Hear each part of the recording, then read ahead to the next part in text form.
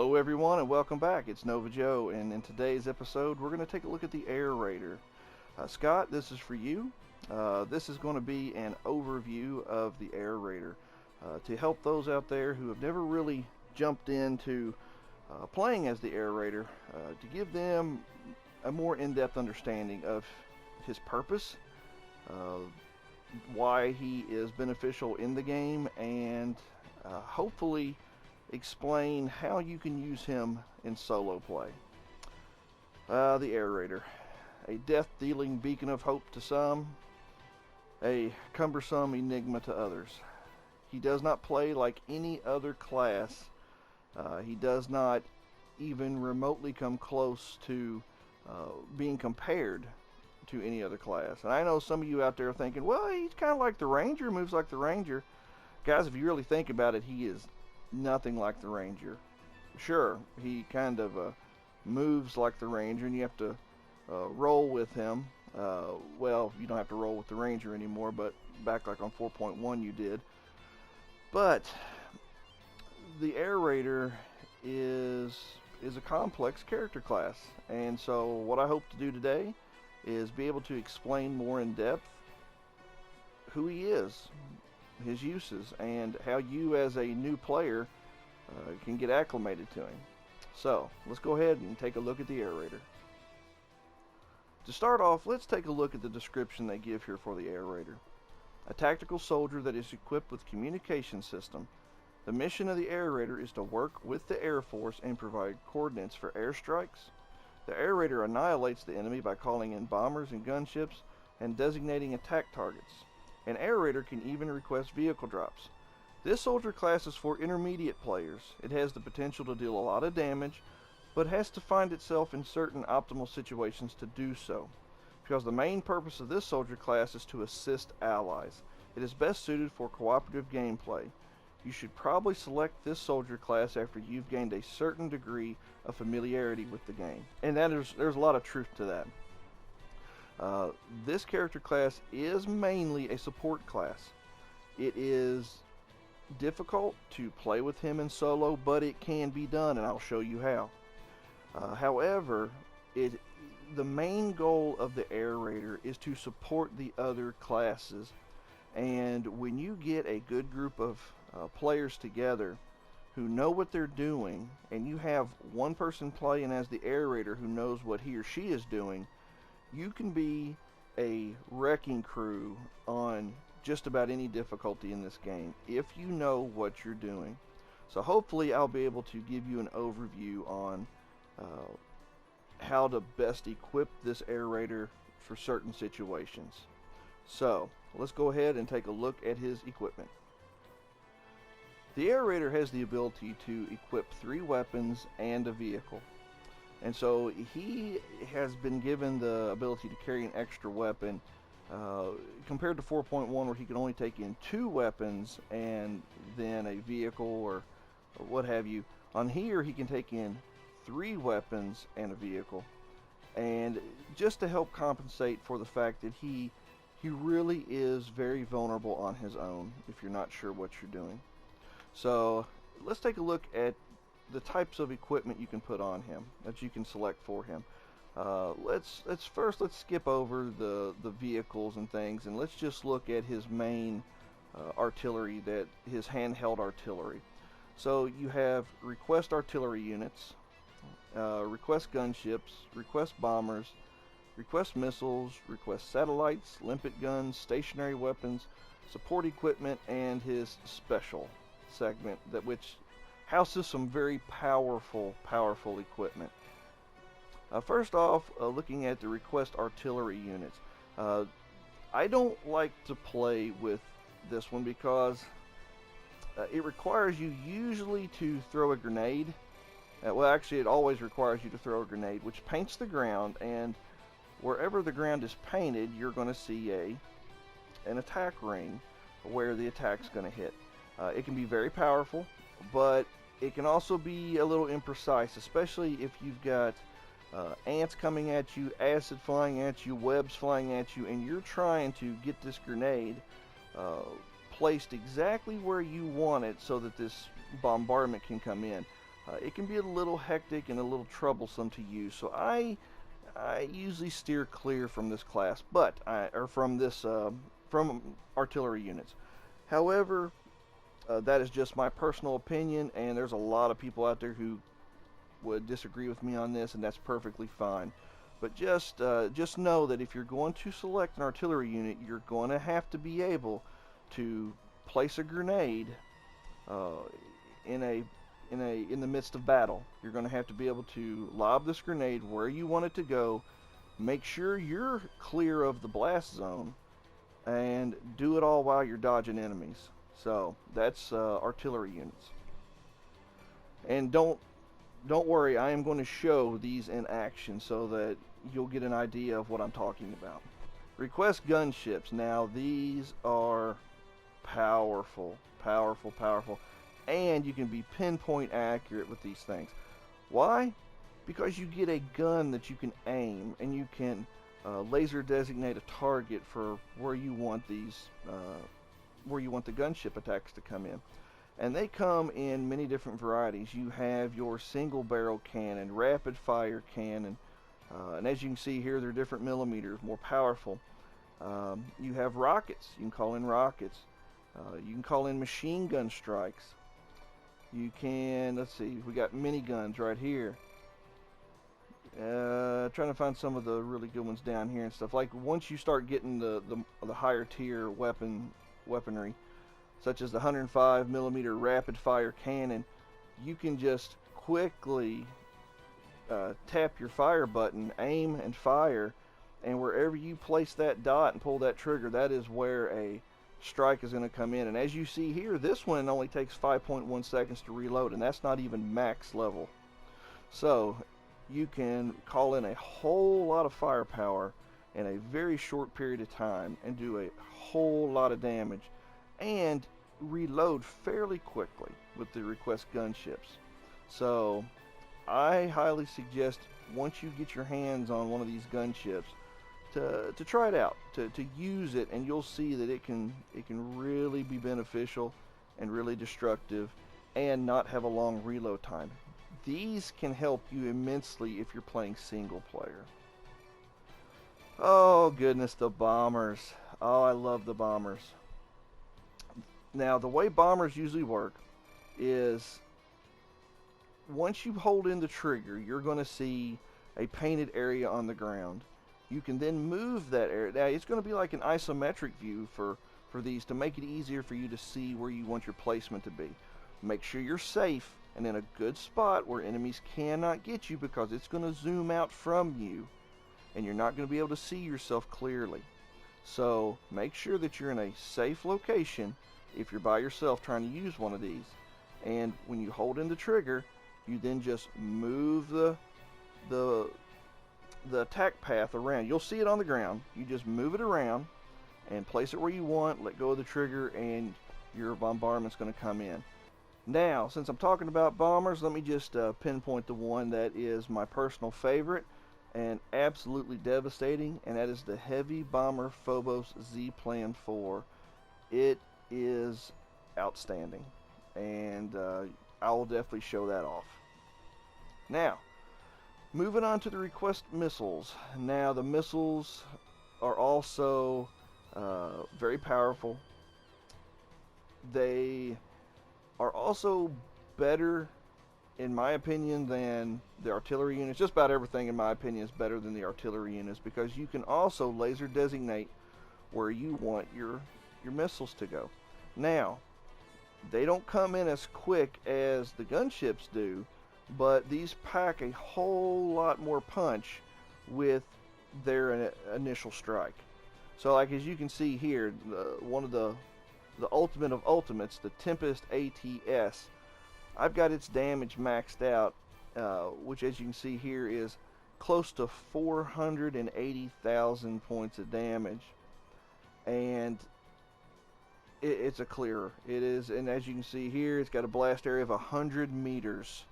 100 meters. It is outstanding. So the thing to do is just try these out in an open area. Be careful with them, because you'll get yourself killed if you if you paint yourself, paint the target too close to yourself. But these are a good backup weapon to have when you're wanting to deal a lot of damage very quickly, and you don't mind the fact that it has to reload, and it's going to take a while to reload. And as you'll see on some of these where it says reload, like right here, 4,290 points, that's kills. You get a certain amount of points per kill, and that's what reloads these weapons. Whereas you go to the N6 cruise missiles right here, and they have a 50-second reload, which means they'll reload whether you're getting kills or not with them. So you have to be careful what you're picking, and just make sure that you're taking the right one in for the right situation. And as I said earlier, I'm going to be showing these off to you so that you can get a better understanding of the weaponry. Oh yeah, satellites. Now, the satellites are fun. You paint the target with your laser designator, hold it on them, and down comes the laser. And that laser will continue. You can move the laser around by just keeping your finger down on the trigger and moving the reticle wherever you want it, and it'll just continue to chew up the enemies. And so you've got some that are like the bulge laser, which is a straight solid beam of I don't know, laser light that comes down, and it's just a solid laser beam that shoots straight down, and it'll chew enemies up. And then you have like the sprite fall, which if I remember correctly, the sprite fall shoots down intermediate beams where it's just like one after the other comes down, and usually in a shotgun-like pattern, spread out over a wider area. So the satellites are an excellent backup weapon to have as well, and they work really well in solo play too, as long as you're outside. Limpet guns. Oh, back in EDF 4.1, the limpet gun was, and a lot of times, the main gun that you would take with you if you wanted to try solo play.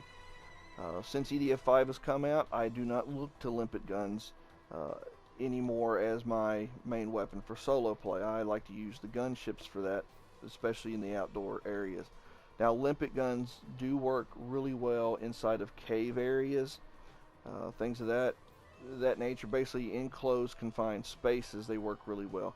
And you have different types of limpet guns. You have your sniper limpet, which basically shoots like a mine out and does a lot of damage in that one or two shots that it comes with.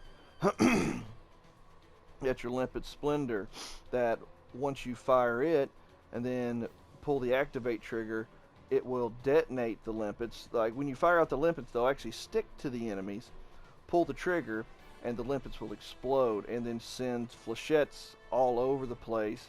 Works really well in enclosed environments because they'll ricochet off walls and things, and it can clear out a room of ants or spiders pretty quickly. You also have your limpet chain gun, which you fire a continuous stream of sticky bombs, and then they'll detonate. And then you can detonate them with the activate button and cause explosions. So you have some that shoot out flechettes, some that are just bombs. You have some that are just like little sniper rounds. And so the limpet gun, it is a formidable weapon in enclosed environments. Stationary weapons. You have an assortment here. A lot of these I steer clear of up here at the top. Let me rephrase this. The bombs, the robot bombs, the assault beetles. Now, there might be some that are good to use. I haven't really used them very much. Reason being is the ones that I have used have been very lackluster and pretty much uncontrollable, in the sense that you fire them out and they just kind of bounce around and you hope they do what you want them to do. It's too imprecise for a game like this. And those of you who are watching this video, in the comments below, if you know more about these bombs and you find a good use for them, put it in the comments below and we'll take a look at them, and I'll definitely do a video showing that. Now, this is where we start getting into the good stuff. The ZE guns. These are your turrets, your automatic turrets. You throw them out, activate them, and you have some that shoot machine gun rounds, you have some that shoot sniper rounds, some that shoot explosive warheads, and you got some that are flamethrowers. These are awesome, but you have to be careful with them because they're going to go where the enemy is. They're going to turn, go left, right, up, down, wherever the enemy is. If you're too close to these and an enemy bum rushes you, that turret's going to it's going to turn towards that enemy. And if that enemy's on top of you, it's not going to discriminate with its bullets or its flamethrower. That's the most deadly one. Well, that and the ones that shoot the explosive rounds. They're going to... I've lost many a battle because I took a chance, was too close, and got caught in the flamethrower. And if you get caught in the flamethrower, it's going to stun lock you, and if you don't get out of it in time and it's hard to get out, it's going to melt your health away. Now with the ones that shoot explosive rounds, it's just going to blow you to smithereens. It's just what it's going to do, and a good chance it's going to send you halfway across the map. So, but don't let that statement I just made deter you from using these, because these can be a lifesaver. Because especially like some of the machine gun ones, say an ant does get a hold of you, you know, that machine gun's going to turn around, it's going to start pelting that ant. You might take a shot or two, but if your armor's up high enough, that's okay. It's better to get shot with a couple rounds from the turret, from the machine gun turret, than it is to continue to get chewed on by one of those ants as it drains your health. Alright, now, support equipment. Support equipment is most useful when playing in a group. You got your laser guide kits. This will help out tremendously the fencers who have wonderful, highly explosive rockets that sometimes require a laser guide kit to be used. So this is where you have to work in tandem, and you have to work as a group. The air raider has to communicate with the fencer so that you can accurately pinpoint where you want the shot to go and coordinate your attack together. A lot of times, guys, I just steer clear of this because unless you're playing with a friend who knows what they're doing, it is very hard to find a group online. It can be very hard to find a group online that wants to coordinate like this. And so a lot of times people they go with weaponry that can just be used by their self and doesn't require tandem effort. But if you're playing with some friends, this can definitely be a very useful tool, especially if you're wanting to deliver some very explosive payloads. Then we got guide beacons, which is also very similar to laser guide kit, only it's a beacon. You don't have to hold it on the target. You fire it at the target and it'll stick to the target, and then the rocket or something that is fired will follow that beacon and strike that enemy. So that works really well with the fencer too. Now let's get down here. You got life vendor. Basically it's exactly what it is. It's a vending machine that dispenses life. And so if you're playing on Inferno difficulty, the higher difficulties, and you're having to deal with a lot of enemies and you're going to take damage, these life vendors are a lifesaver, and you sit them down and your teammate, as well as you, benefit from them. As you can see here, this one will last for 60 seconds and it heals 0.080 health a second. Now there's a lot better ones, you can continue to find more. Life spout gun, it's very similar as well, only you take this gun and you shoot your teammate with it, or you shoot a vehicle with it, and then as that teammate runs, that life attachment that's been hooked up to him will generate a healing field for him. And you can hook them on vehicles and just be near the vehicle and reap the benefits of having it attached to a vehicle. Let's see, then you got your power assist gun. These work wonderful for enhancing attack power, excuse me. The power assist gun will boost your attack power. And like I said, these are really beneficial when you're playing on the harder difficulties, and you need to just push the damage level up a bit on your weaponry. Same thing goes for the power posts. They just sit them on the ground, and or what I like to do is jump up on top of a tank or a vehicle and stick them on there. You've got guard posts. What these will do is it'll boost your defense. Stick them on the ground, shoot them on a person, and it'll enhance the defense so they take less damage. These are just amazing pieces of equipment to use when you're playing in a group. Now, special. These range from useful to useless. You got your decoys. Exactly what it is. You throw them out, it's a decoy. Anti-aircraft bunker. You sit these on the ground and they will create a wall that can take a certain amount of damage before they go down. And in this, for this one right here, this will take 1,000 damage, and you can sit down 3 walls. Now, a good thing to do is back yourself into a corner, sit these down in front of you. Your teammates will benefit from having them, your teammates will benefit from the fact they can stand behind the walls. You can shoot through the bunker, you can shoot through the barriers, and the enemies can't shoot you. So it really is beneficial for protecting yourself, for protecting your teammates. And you can get these in different flavors. Here's one that you can set out 5 of them, and it has 5,000 durability per shield. What I like to do with the bunkers is just kind of sit them on the ground and kind of put a gap between each layer, and then that way you can actually stand between the layers and be protected. And so you don't, and what you can do there is, like, if you have flying enemies, it's harder for them to hit you if you've made some tight-fitting layers together that's just wide enough for your person to stand between. They'll have a hard time getting their shots in, because more than likely they're going to hit the bunker wall before they hit you.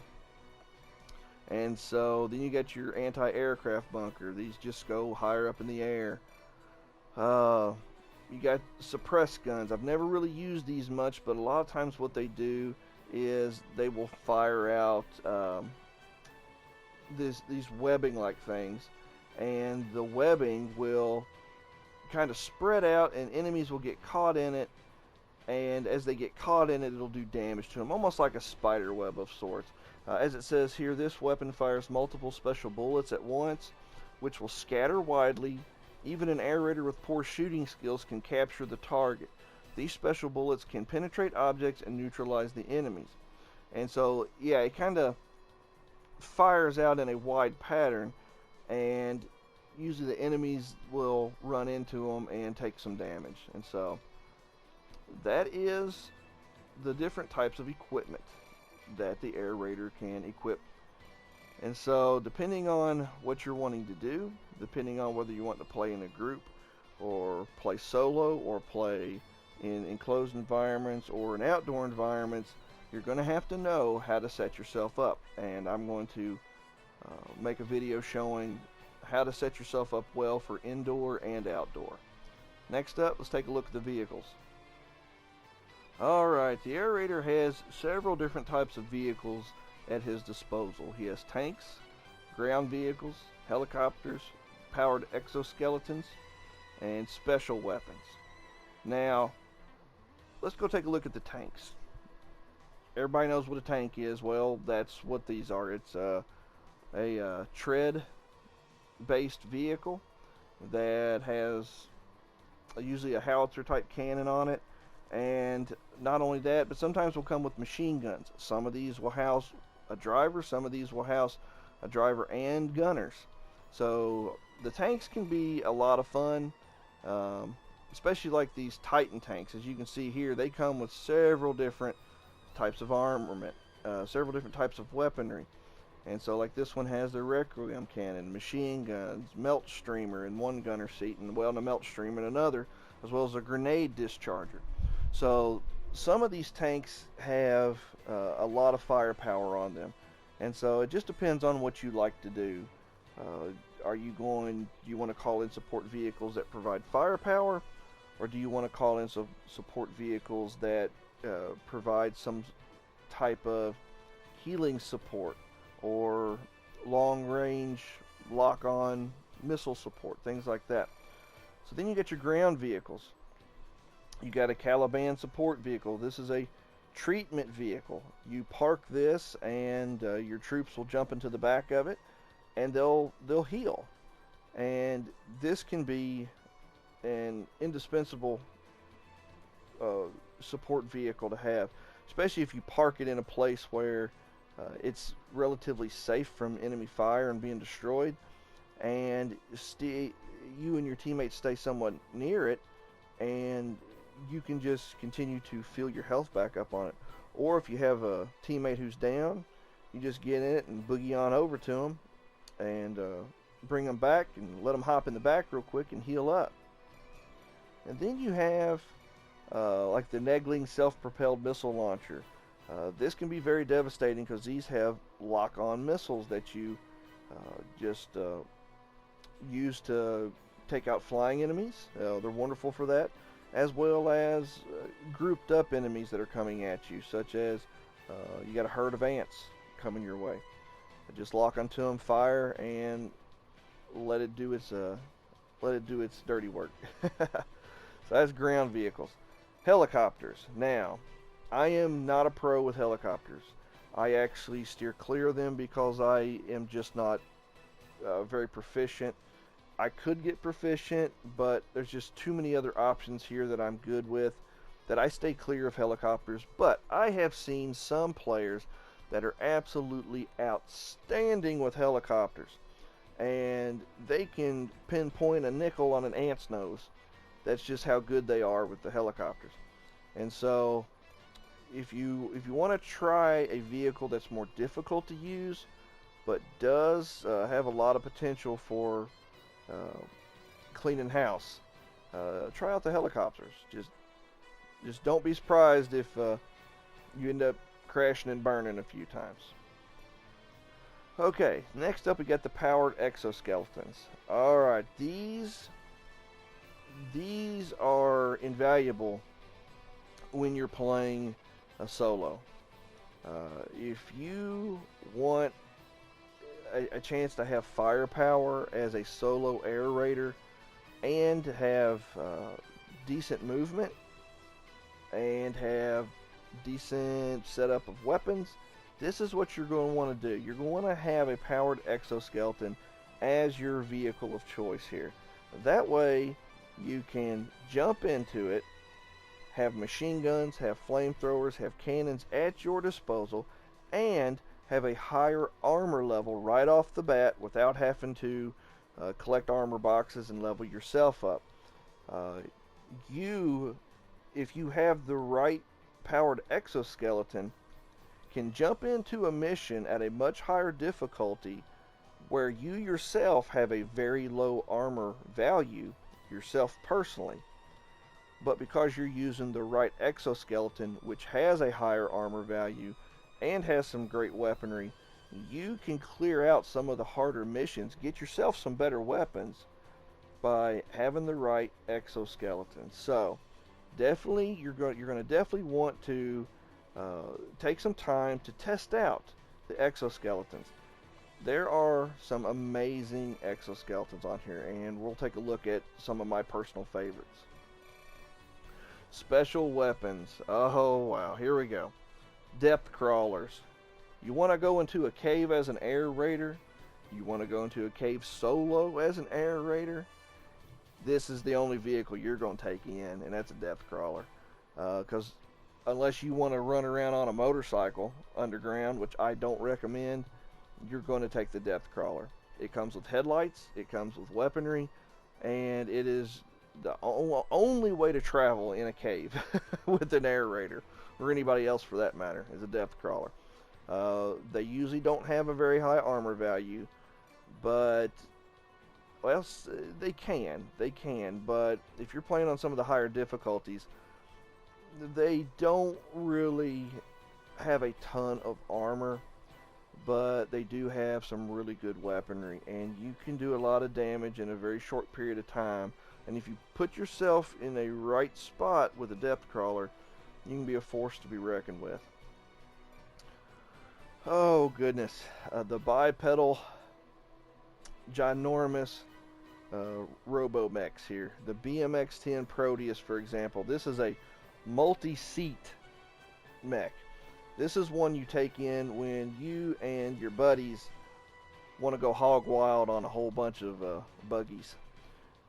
It's a slow mover, but it is a death dealer. That's the Proteus. Now, say you want to fight Godzilla. Say Godzilla's come into town and he's just wrecking havoc in your neighborhood, and you need to black his eye. Well, there's only one vehicle that is going to let you do that in a Godzilla-esque manner, and that's the Barga. These gigantic Robomechs have no weaponry other than the fists and feet. But you can deal some serious damage if you learn the combos of the Barga. Yes, the Barga has combo moves.